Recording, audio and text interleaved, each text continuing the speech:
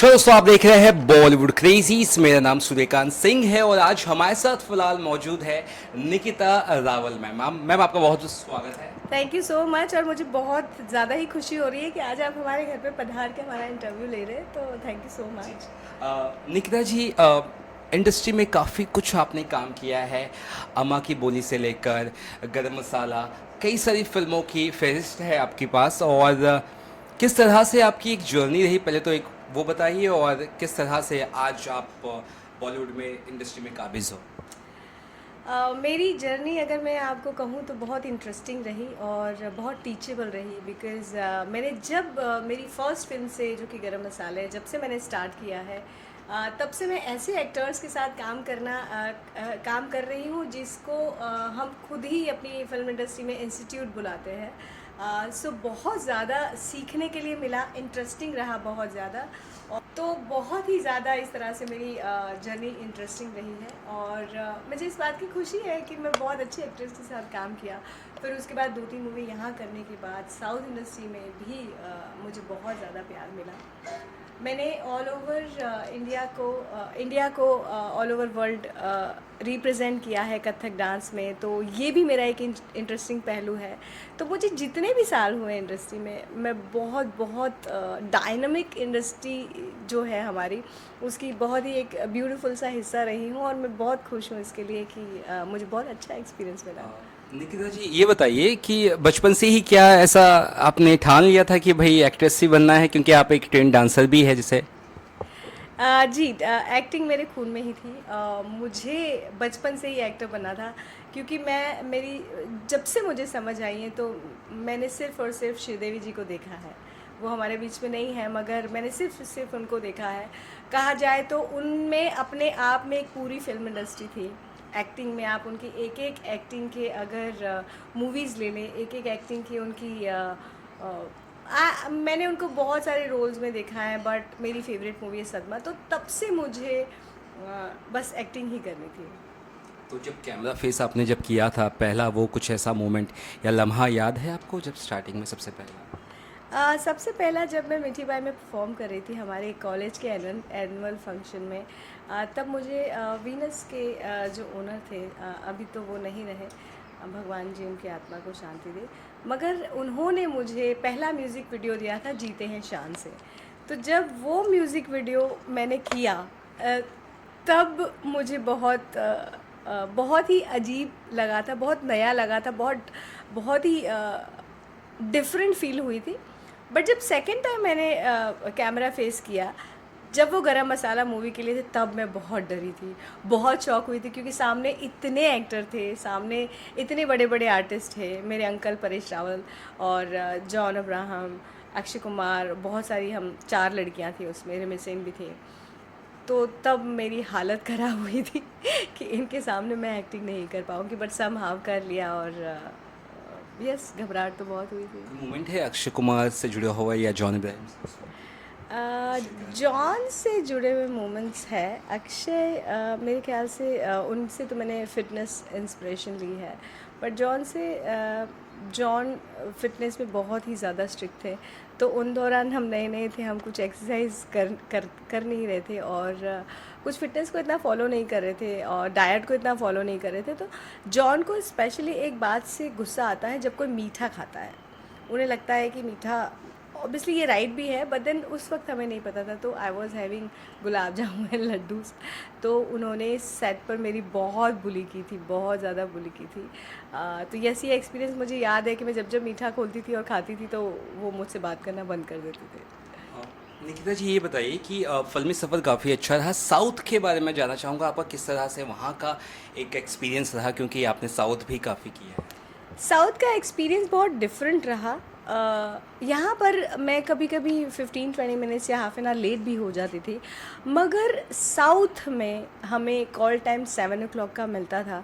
हमें 4 बजे उठकर, 5 बजे वहाँ से निकलकर, 6 बजे पहुँचकर 1 घंटे में, उन्होंने कहा 7 बजे कॉल टाइम, मतलब आप एक्शन के लिए रेडी रहना चाहिए, नॉट ऑन द सेट। सो ये मैंने बहुत सीखा, टाइम की पंक्चुअलिटी मैंने बहुत सीखी।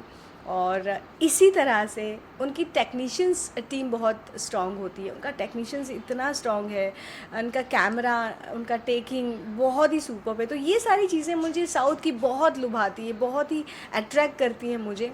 मेरी और एक मूवी अभी शूट होने जा रही है वहीं पर, तो मेरे ख्याल से कि मैं फिर से उसका मज़ा लेने वाली हूँ। आपने आई थिंक हिंट दे दिया, तो कुछ अगर बता दें उस बारे में मैम।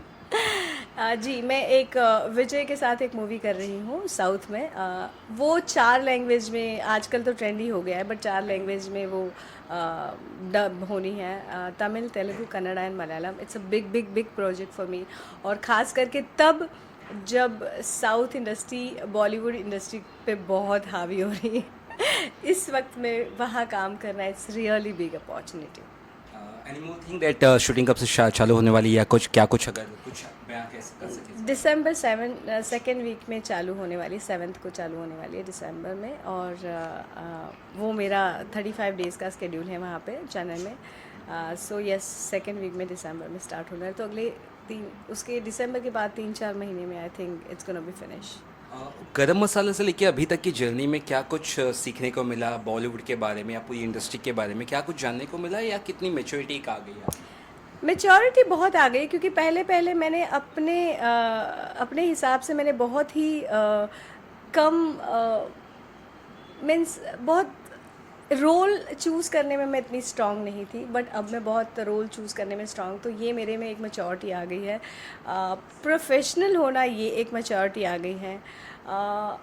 और छोटी छोटी बातों को इग्नोर करके आगे आगे जाना, ये मेरे में मैच्योरिटी आ गई, तो बहुत कुछ सीखा है। बहुत अच्छी बात आपने बोली। अच्छा, मैं ये जानना चाहूँगा, ओटीटी का भी एक रास्ता खुला है पिछले 2-3 सालों में, और थिएटर फिल्में तो है ही है, तो क्या लगता है ओटीटी भी एक बड़ा एक आपके लिए एक ऑप्शंस हो सकता है आने वाले टाइम में, या कुछ आप सोच रही उस बारे में भी? जी, अगर आपको पता ना हो तो मैं बता दूँ, ऑलरेडी ज़ी5 में मेरी सीरीज़ जो है वो स्ट्रीमिंग कर रही है, जिसका नाम है ग्रे इज़ द कलर।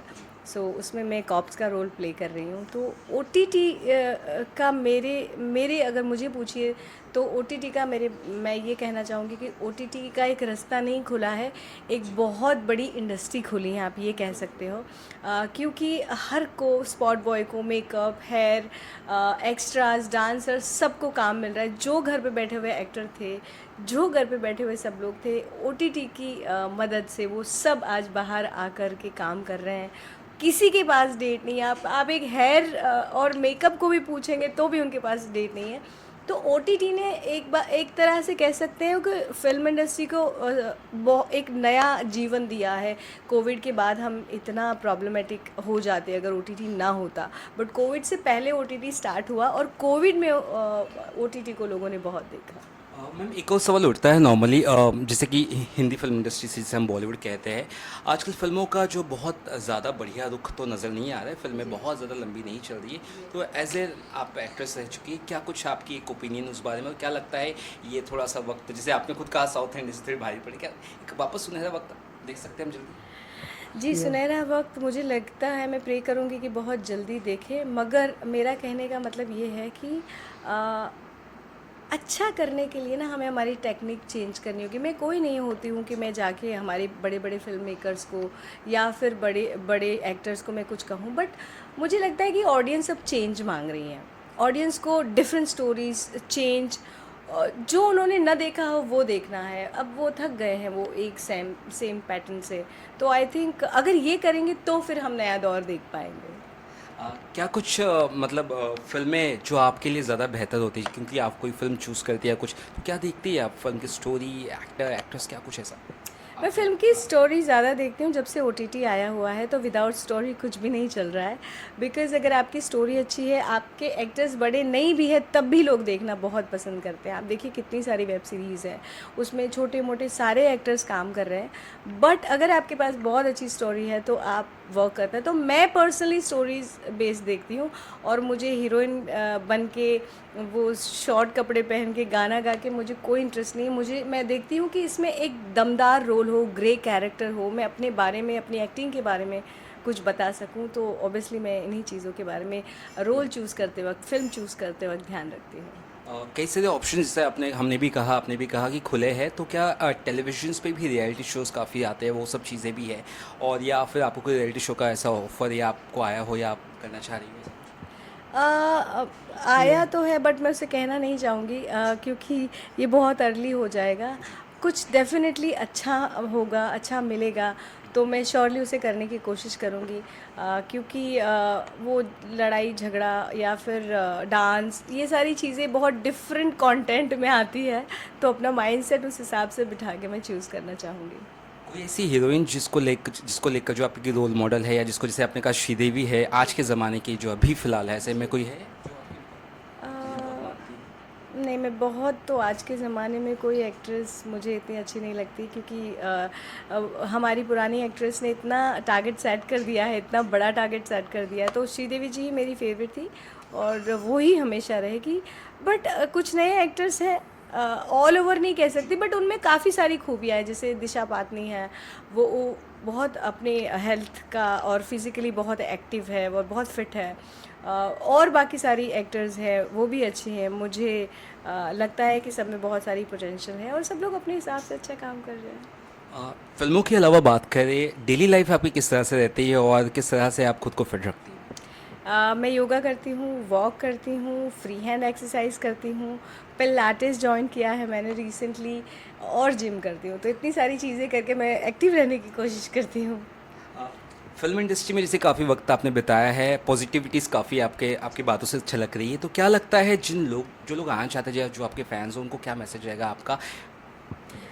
मेरा मैसेज मेरे फैंस के लिए और आने वाले सभी लोगों के लिए ये है कि आप ये ध्यान मत दीजिएगा कि फ़िल्म इंडस्ट्री में मम्मी पापा चाचा किसी की चलती है, ऐसा कुछ नहीं होता, वो कुछ लोगों के लिए होता होगा शायद।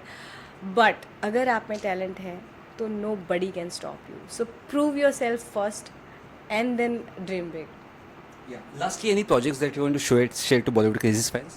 See, my song is going to be released in like next 7 to 10 days, and it is very sensuous and very hot. So I'm sure you all gonna like it. And also मेरी एक और series आ रही है Hotstar पे अगले महीने जिसका बहुत ही मैं वेट कर रही हूँ, जहाँ मैं डॉक्टर प्ले कर रही हूँ और ग्रे कैरेक्टर डॉक्टर प्ले कर रही हूँ कि डॉक्टर बना भी सकता है, डॉक्टर मार भी सकता है। तो ये कैरेक्टर मेरे लिए बहुत ही इम्पोर्टेंट रहा है और मैंने इस पे बहुत मेहनत की, तो I am really super duper excited about this project of mine. Thank you बात करने के लिए निकिता जी हमसे। Thank you.